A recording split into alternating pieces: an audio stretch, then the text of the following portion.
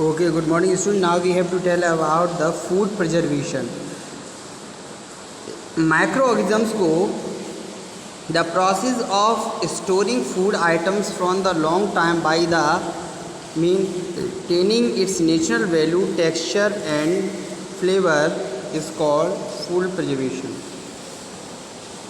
किसी भी खाने वाली जो मटेरियल होते हैं उनको मेंटेन करना, उनकी वैल्यू, उनका जो टेक्सचर है, जो उनका फ्लेवर है, उसको वैसा का वैसा ही रखना जो है किसी प्रोसेस से, वो प्रोसेस क्या कहलाती है? प्रिजर्वेशन कहलाती है। Growth of microorganism is the main reason of the food spoiling. Microorganisms की ग्रोथ ज़्यादा हो जाती है, उसी को स्पॉइलिंग कहते हैं, फूड स्पॉइलिंग यानी फूड का सड़ना कहते हैं। During food preservation unfavourable conditions for the microbial जो ग्रोथ होती है जिन माइक्रोऑर्गेनिज्म की, उसको रोका जा सकता है। Create to inhibit the growth of microorganism. अगर हम उनको अनफेवरेबल कंडीशन दे देते हैं तो उनकी जो है ग्रोथ कम हो जाती है या नहीं होती है, ज़ीरो हो जाती है, जिससे हमारी कोई चीज़ ख़राब नहीं होती। All the methods that react the growth and propagation of microbes is kill to microbes without affecting the natural value of the food flavor। Food जो होता है उसके फ्लेवर को बिना ख़त्म किए हुए जो है माइक्रो ऑर्गेनिज्म को बढ़ने से रोकना या बिल्कुल स्टार्ट नहीं होने देना, फूड को स्पॉइलिंग नहीं होने देना, ही क्या कहलाता है? फूड प्रिजर्वेशन कहलाता है। फूड प्रिजर्वेशन के बहुत सारे मेथड्स हैं। तो नंबर 1 है बॉयलिंग।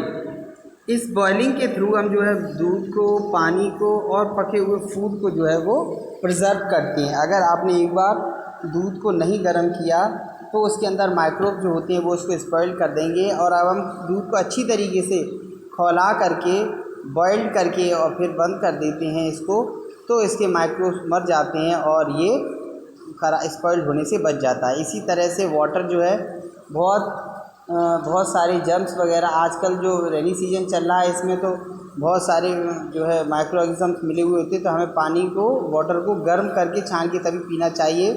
इसी तरीके से कुल फूड जो हमारा है वो ज़्यादा देर तक अगर टेम्परेचर पर रखा रहेगा तो वो ख़राब हो जाता है, इसलिए हमको उसको बीच बीच में गर्म करना चाहिए या फिर उसको फ्रिज में रख देते हैं 0 डिग्री सेंटीग्रेड से थोड़ा सा ऊपर रख देते हैं ठंडे में, जिससे माइक्रो ऑर्गेनिज्म्स में नहीं हो पाए और वो सड़े नहीं।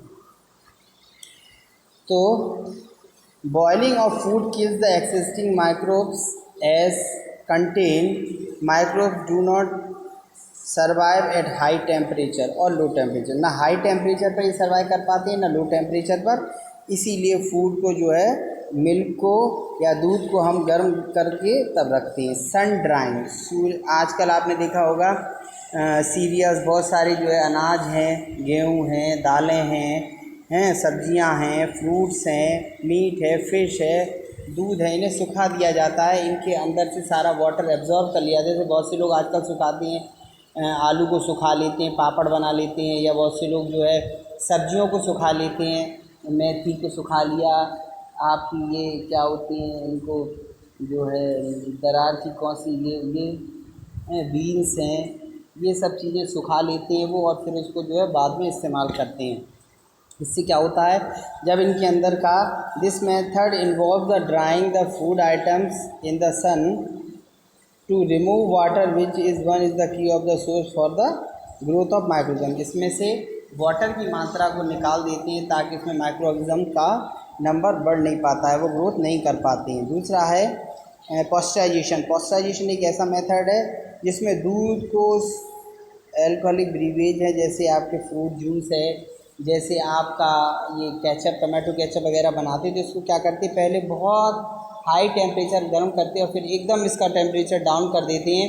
तो इस तरीके से हाई और लो टेम्परेचर के बीच माइक्रो ऑर्गेनिज्म जो है वो अपना नंबर ऑफ वो नहीं बढ़ा पाते, जिससे कोई भी चीज़ स्पॉइल होने से बच जाती है। ओके, तो इसका मेन मेथड क्या है? This method involve the heating of the food item as the high temperature, बहुत हाई टेम्परेचर पर रखते हैं, and then the immediately cooling down, और जल्दी से इसे ठंडा कर देते हैं, और ठंडा भी इसको बहुत कम टेम्परेचर पर रखते हैं। This food items as then the stored at the low temperature.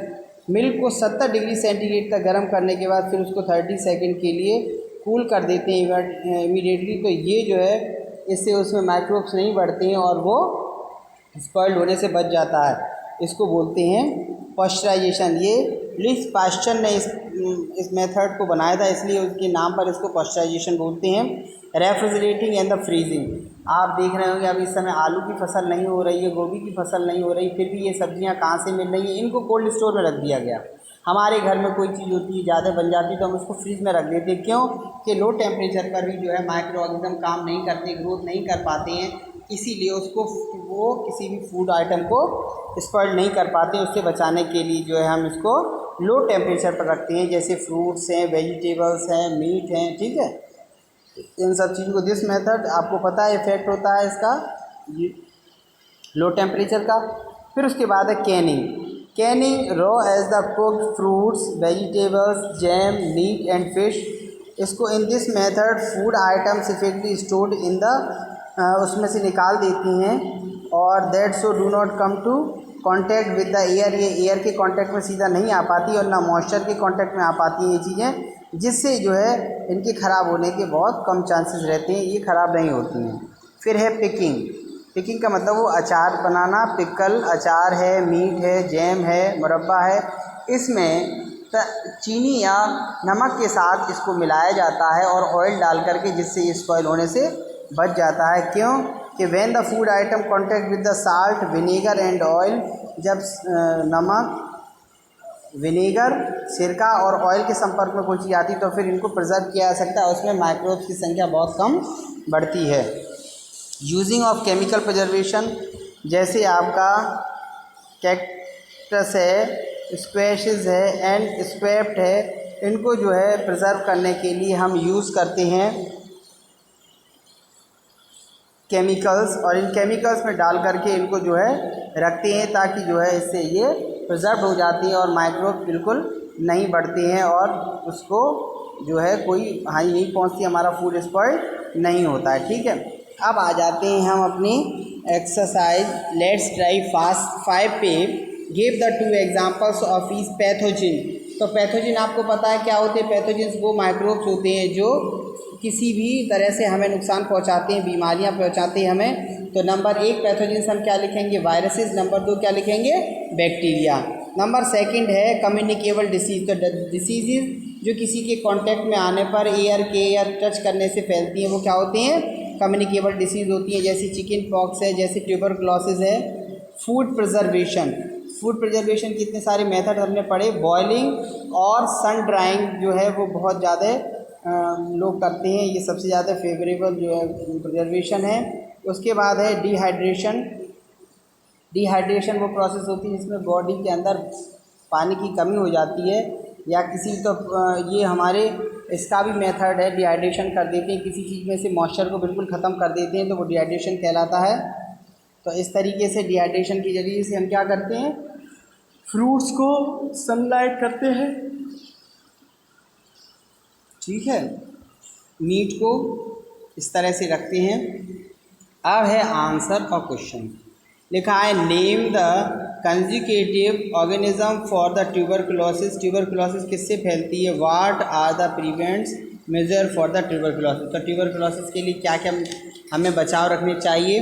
तो ट्यूबरकुलोसिस हमें किससे? बैक्टीरियम से फैलती है और एयर के थ्रू फैलती है और हमें वैक्सीनेशन कराना चाहिए और इन्फेक्टेड पर्सन से दूर रहना चाहिए, उसके आर्टिकल्स को भी टच नहीं करना चाहिए। तो ये हमारा इस तरीके से जो है आगे हम